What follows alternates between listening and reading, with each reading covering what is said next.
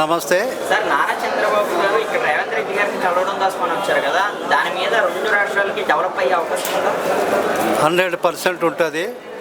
పని చేసుకుంటూ వెళ్తే దానికి ప్రతిపదం ఉంటుంది.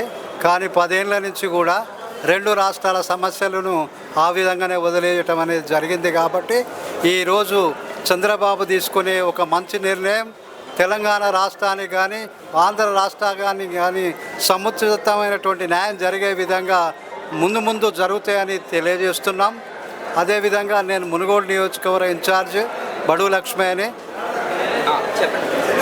ఇన్ఛార్జిని 1982 నుంచి కూడా తెలుగుదేశం పార్టీలో అంచెలంచెలుగా పదవులు చేసినటువంటి మేము తెలుగుదేశం పార్టీని బలోపేతం చేయడానికి చౌటుప్పల మండలంలో 27 గ్రామాల్లో ప్రతిరోజు జెండా కార్యక్రమాన్ని చేపట్టి 27 గ్రామాలకు కమిటీలు కూడా ఏర్పాటు చేయడం జరిగింది. అదేవిధంగా మా నియోజకవర్గంలో 7 మండలాలు ఉన్నాయి. ఒక మండలం పూర్తి అవుతుంది.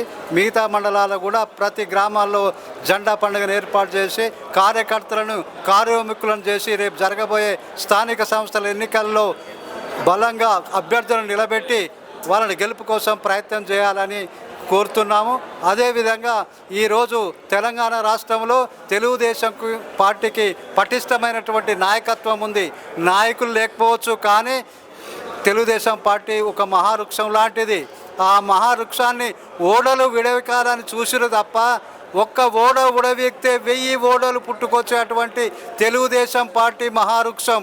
దాని కింద వేల మంది లక్షల మంది ఎంతోమంది బడుగు బలహీన వర్గాల నాయకులను తయారు చేసి రాష్ట్రంలో కానీ కేంద్రంలో కానీ నాయకత్వాన్ని నిలిపినటువంటి తెలుగుదేశం పార్టీ దీన్ని ఎప్పుడు ఏమీ చేయలేడు.